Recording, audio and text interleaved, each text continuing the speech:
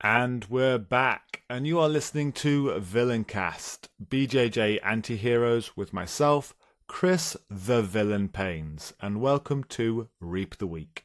But first, a quick thank you to our members at In Theory BJJ Concept Driven Jiu-Jitsu for fight commentary, technique and concept videos, private coaching, monthly webinars and Q&A sessions. Please visit www.patreon.com/intheorybjj. It's just myself this week. Naqi is celebrating Eid, so Eid Mubarak to all those celebrating. So without further ado, since it's just myself, we'll jump straight into Jimmy's mailbag. There's been quite a few great questions this week. There's always great questions, but it's been a really good week as well. First question. Do clubs need a mat enforcer, or is this indicative of old school culture? So, as someone who has ran a jiu-jitsu gym now for 14 years, good God, and I've had plenty of people come through the doors in those 14 years, you do need someone who is capable of violence, just because the amount of times you have people who are expecting tough jiu-jitsu to come in and they want to train tough, and you just need someone who can control them. And this is for, okay, taking this a bit wider now. I think you should abuse beginners a little bit when they first start, for your own safety, but also for their safety. I always go quite tough on beginners. I don't submit them. I control them. That's because especially if they have no control over their emotions, control over their limbs, you're more likely to get hurt, just clocked in the face or something along those lines, especially if they want to get quite aggressive. And so you do need those tough people on the mat to just control those people, not beat the hell out of them, just make sure they are kept safe and until they've calmed down. I actually think it's quite dangerous sometimes to put white belts together, brand new white belts together, because they're more likely just to hurt each other, or even like smaller blue belts or high white belts. I think it's dangerous to put them with brand new beginners because they just don't have the control yet. I'm much happier watching brand new beginners roll with mat enforcers, black belts, brown belts, good purple belts, people who can stop their errant ways. So it's not necessarily about the old style of gym culture. I'd say it was more a case of just safety for the regular members of the gym, but also safety of the person on the mats. Yes, I think gyms do need a mat enforcer. I think you need that person who can come in, because as much as you can talk beginners down and tell them to calm down and this, that, and the other, there's always the few. There's always the few. I always make sure I roll with every beginner, just for that very reason of, right, I'm going to give you some time. I'm going to try and tire you out a little bit, and I'm going to look after you. I'm going to taking this hit means that my other students don't get potentially hit in the face when they haven't built that level of control yet. Yeah, I think gyms do need mat enforcers. So send in if you listen to this. Does your gym have a mat enforcer? What are they like? Are they a nice person, or are they mean? Next question. Oh. Why does a 3-2-1 clap raise people's skill level by 7.2%? Do you clap? Do you do the 3-2-1? I saw it a lot when I was in America. Must be a sport hoorah kind of thing. I've never clapped. For anything. Theatre shows, concerts, no one gets a clap. But definitely not in the jiu-jitsu gym. I can't really see the point. I guess I've never really looked into it enough that and it feels a bit weird. It feels like, because I'm not running a sports club in the kind of traditional sense. I'm trying to explain jujitsu. So I don't need people to get psyched up that way. I'm trying to explain the concepts, and that if you can get psyched up from the concept I'm trying to teach, then fair play to you. I can't psych you up. Um, no, be my guest. If you want to clap, it makes you happy. Clap. I can't see reasoning behind it. I know Preet used to have something about it. It's a weird tribal thing, and he purposely won't clap. I just don't because I'm a fun sponge, and all those fun things I try and remove out of jiu-jitsu. Um, we did do a poll recently. It was asked of my gym members, would you want to? I didn't instigate the poll, and it was overwhelmingly negative. So I do not think I'll be incorporating this. I don't think I can do some sort of experiment to see if it makes people happier. So I can't really offer much insight into this. I guess because I haven't got Naqi here, I'm going to ask a lot of these questions out to you guys. So if you're listening to this, please, I'll put something up on my Instagram today over the next couple of days. Just, comment, answer a couple of questions, and I can post them on the stories. I'd be interested to hear what you think. Do you clap? Why do you clap? Has it just been a thing? I think there are a few of those cultural things that just kind of get hung over in jiu-jitsu, such as us and professor. That's another one. There's so many weird martial arts things that get carried over. I came through in traditional martial arts initially, so bowing to come on the mat, bowing between partners, taking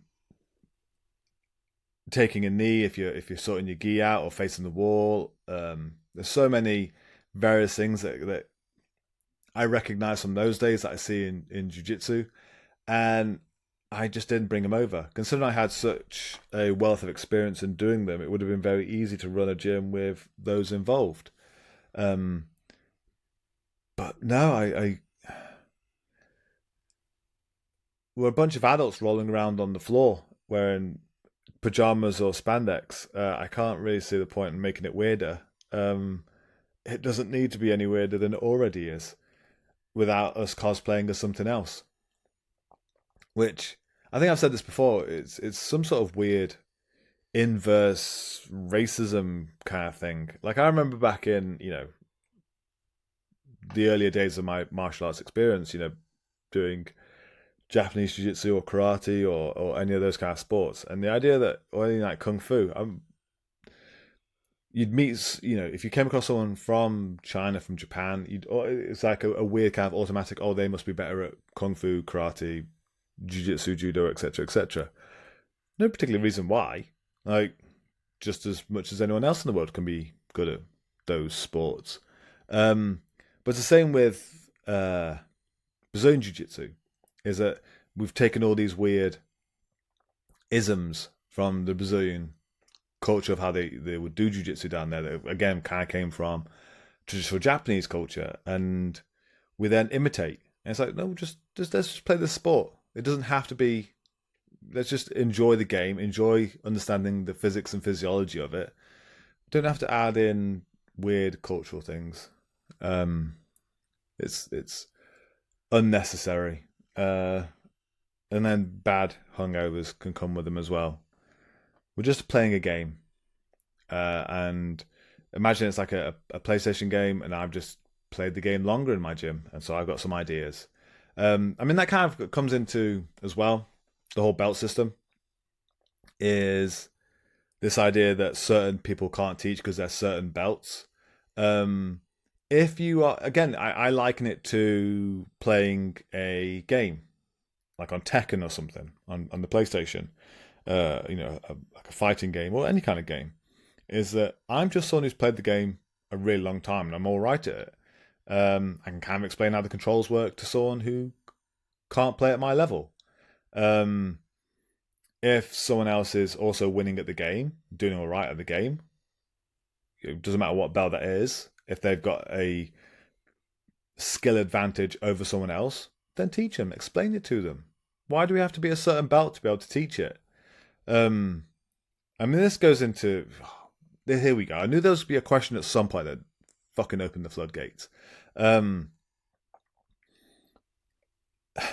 I think I said it on the previous weeks that we don't, us black belts who run gyms, we don't have official coaching education.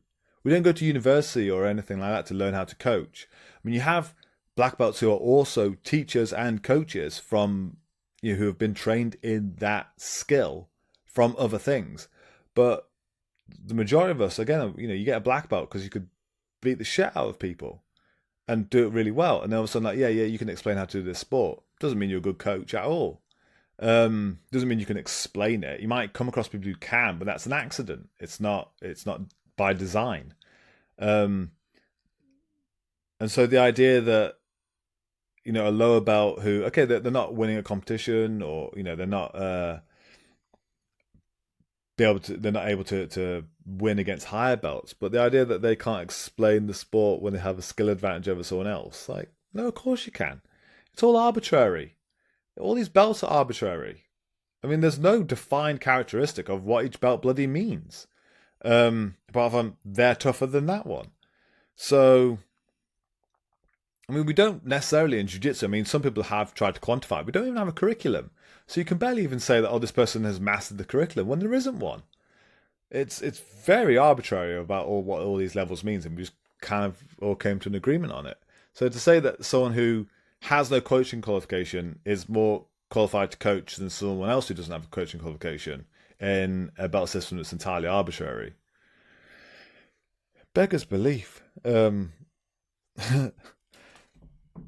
yeah, if you're a white belt and you've got good ideas and you have a skill advantage over someone else, just teach them, show them it. Why not? And if you're same with every other belt, blue, purple, brown, just take the belts out of jiu-jitsu. It just creates a weird hierarchy. It's unnecessary. Next question: how to break defensive postures in back control? By this, I think the question is coming from the place of, what if you've got back control and the other person is doing defensive postures, as in the preet stuff, etc. Good question. So a couple of years ago, I went to a class by Wim de Putte at one of the Globetrotters camps. I think it was Heidelberg, and he did a brilliant class called Koala, the Panda Killer, and he explained all these ideas of defense. Of you can move in 3 different ways. You can extend your so imagine you're sitting in your chair or your car or wherever you are right now listening to this. You can either double yourself over and put your head next to your knees, so you're contracting your spine, or you can completely extend your spine out and arch yourself backwards. That's one plane of motion. The second option is to be able to rotate on the spot. You can turn your body left or right. And the third option is to move laterally, your shoulders or your hips. So I can drop my shoulder down towards my left hip or my right hip, or move my hips away, and etc. So I can go forward, back, left, right, side, side. And a lot of the panda stuff is just going in the way that makes the most sense that the other person, because you can't control both directions at the same time. If you're stopping me from turning left, I can probably turn right. If you're stopping me from extending, I can probably contract. And if you're controlling my shoulders, you're probably not putting effort into my hips. And that's where panda kind of came from, I believe, is that it just makes sense that this is allowing me to use all those things at once. Not use all those things at once, but I'm using a combination of those things that people probably aren't dealing with. They're not stopping me from contracting forwards, not stopping me from turning a certain direction, and I'm moving my shoulders away. It wasn't until I actually went to Wim's class I understood panda better. And so trying to then reverse engineer all this is I asked my students to try and kill all those things. Try and stop contraction, extension. Try and stop left and right rotation. Try and stop hip and shoulder movement. It was almost impossible because you're putting so much effort into controlling this person to then actually release them and actually go for chokes when they are aware of those are the places they should be moving into. It's quite difficult. And so what I kind of realized there is that to go into almost like an MMA kind of perspective here is it's almost like we're polishing a turd when it comes to back control. Is that we're trying to hold a position that is essentially quite difficult to hold because we're on our backs with someone on top of us. We're like effectively in like a backwards guard, trying to control all these different points of movement whilst also working for our chokes. And it's quite an arduous situation. But if you look at MMA, simpler response is just put them face down in the ground. Because once they're face down on the ground, you bottom them out, and they've got nowhere to go. They can't turn left, right. They can't contract. And so I attack from the back if I've got a good seatbelt, and I can quickly hunt for an arm and shut them down and kind of straight jack them up a little bit. Other than that, I always roll people face down, or I attack them from turtle. I get a hook in, and I just belly them straight into the ground. I don't bother rolling them at all. And there's a gym that's had to deal with people who understand Panda and then understood this system, this combination system of escape. It was the only thing that kind of fixed it. It was just to ignore, instead of working directly from back control, because that's what I mean by the polishing of the turd, is I said to the students, right, I didn't show them where I wanted them to start from. I said, right, from back control, try and make it work. And they all started from that seated position when your legs are around someone else with two hooks in, like the general position that we use to demonstrate back attacks. Except why are we starting from there? And we kind of, we try and make something work because that's where we think we should make it start from. Instead of chucking it all out and going, right, does that even make sense in the first place? Not really. Right, then I'll start from somewhere else, and back mount made much more sense. And if you fail it, if they do manage to get a hook out and rotate, you've got mount. You're still on top, and you've probably cost them a lot of energy in their rotation.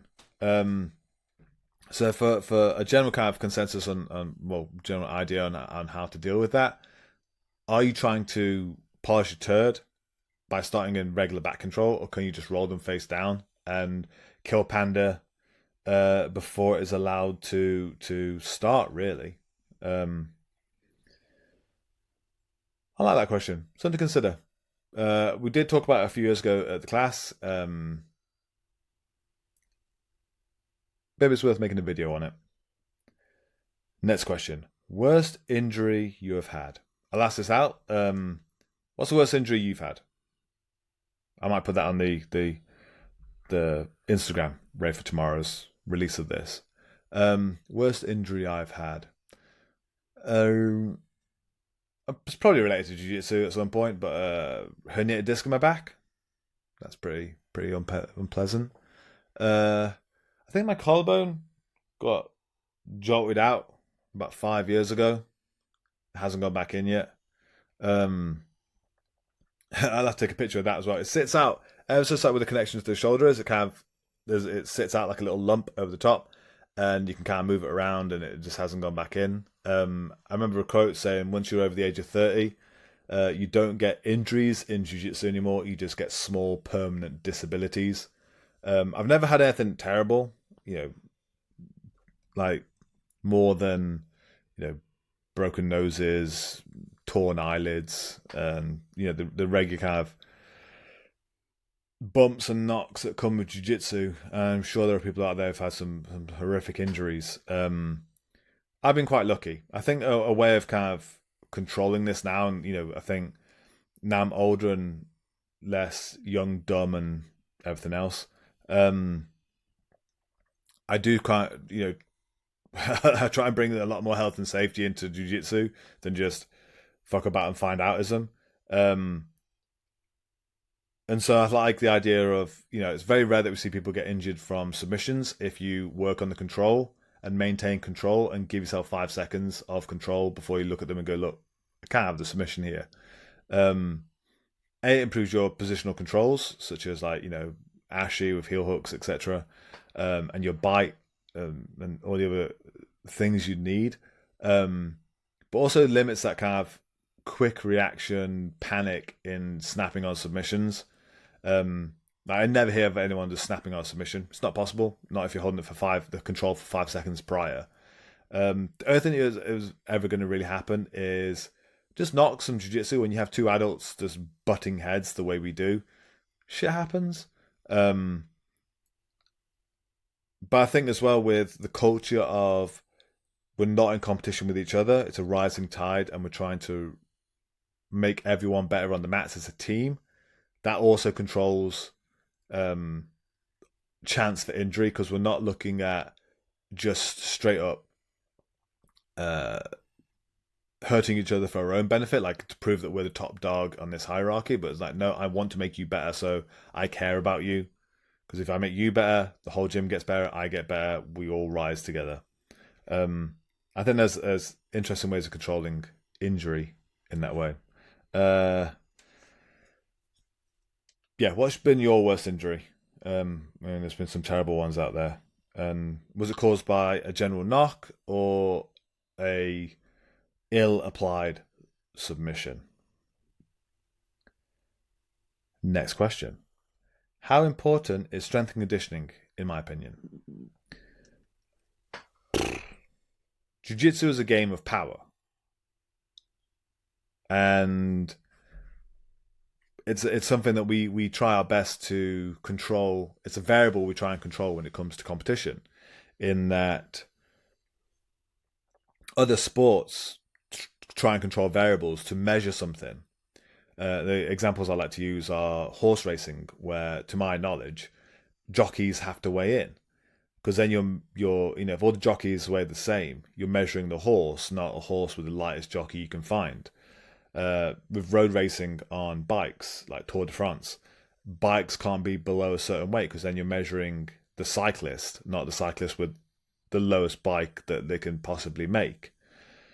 And then we do this with jiu-jitsu, is that we control for gender, we control for weight, and we control for age.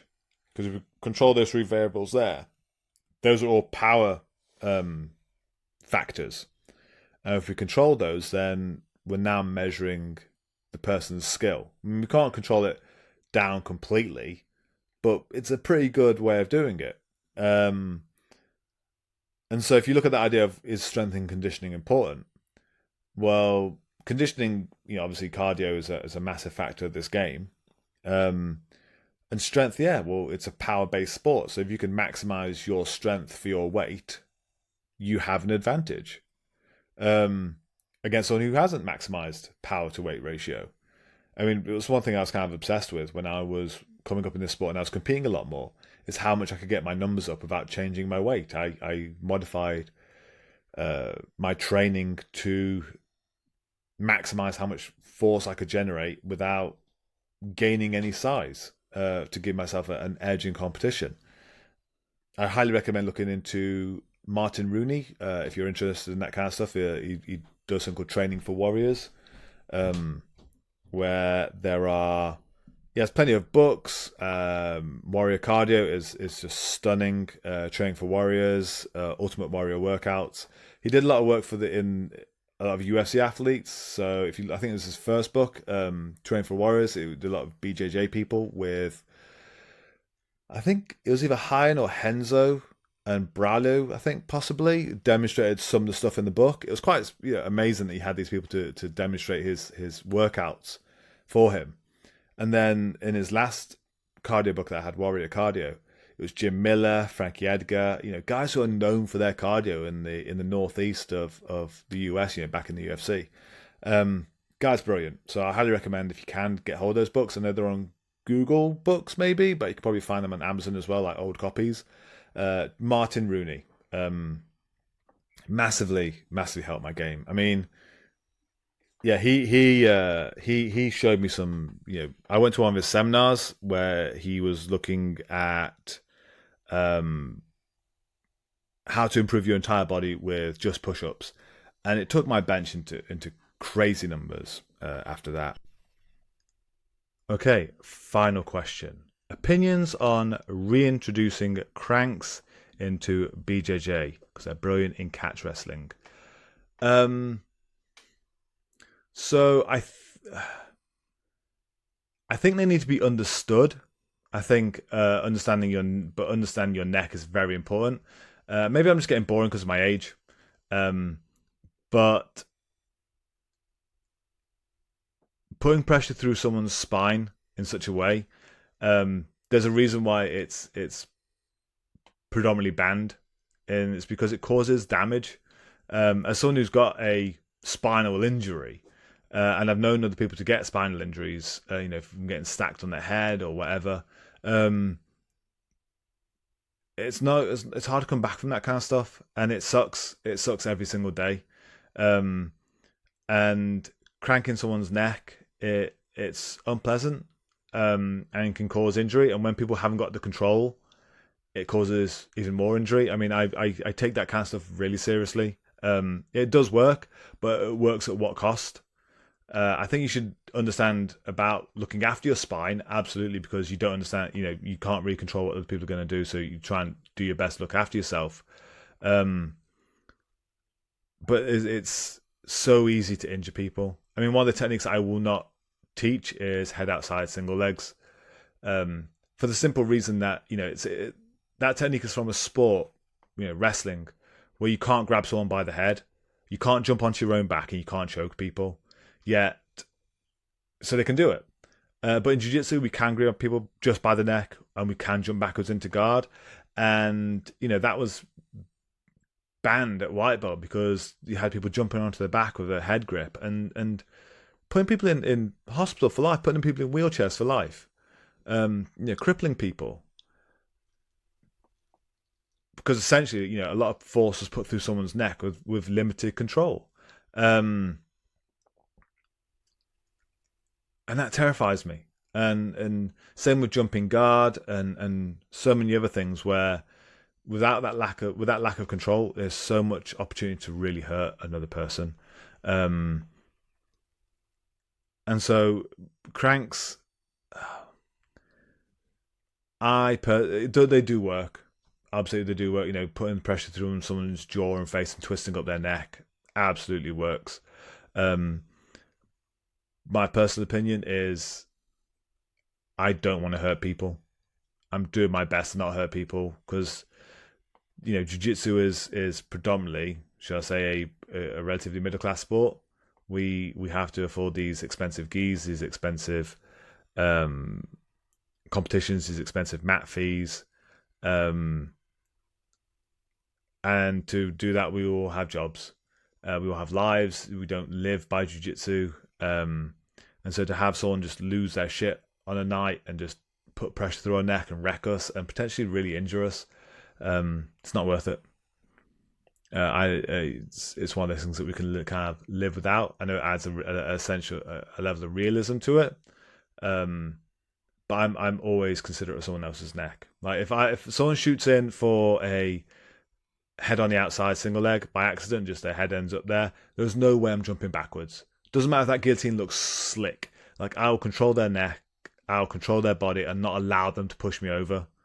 I won't wrap underneath their jaw. I won't grab all their head tight. I'll more frame into their shoulders to stop them. Because I care about them. I care about them again, even if they don't care about themselves and they're just trying to throw me around. It's not worth it. I'm not going to fall back and I'm not going to injure them. Uh, yes, maybe need to add that one out into the wire sphere. It's not the same about Naqi, is it? It's always fun listening to his ideas. Maybe he'd have a different approach to this. Maybe he's the villain and I'm not. This has been fun. Very interesting questions this week. Um, please keep sending them in. Naqi should be back next week. I am at the Eco Camp in Florence this weekend. Um, I intend, my stuff is packed to record my classes. So if you are interested in, I'm not necessarily going to be teaching much about, just eco drills. I'm just going to do some like, okay, here's some drills, learn jiu-jitsu in an eco way. I want to try and explain my way and how I got there of teaching this way, and where I think it applies and where I don't think it applies. So I look forward to actually recording that, because it's some stuff I don't really think I've ever really put live into words or anything. So if you're interested in that, it'll be on In Theory Sunday, Monday, Tuesday kind of time, by the time I get back and upload it. So if you're interested in that, please check it out. I look forward to seeing whoever's at the Eco Camp in Florence tomorrow, Friday and Saturday, Sunday. But this has been Reap the Week with myself, Chris, the Villain Pains. And thank you.